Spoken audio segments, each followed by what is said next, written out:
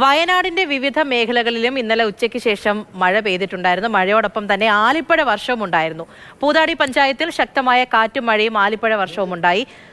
പാപ്ലശ്ശേരി, അഴീക്കോട് നഗർ, കവളമറ്റം ഭാഗങ്ങളിലാണ് 3 മണിയോടെ കനത്ത മഴ പെയ്തത്.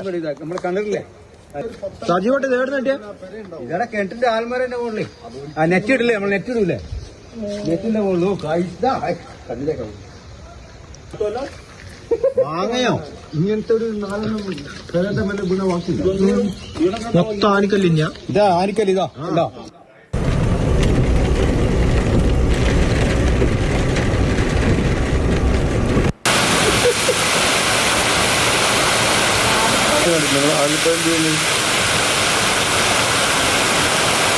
ഈ ഇടകളെ തട്ടിട്ട് പൊടിച്ചിട്ട് വീണതാ.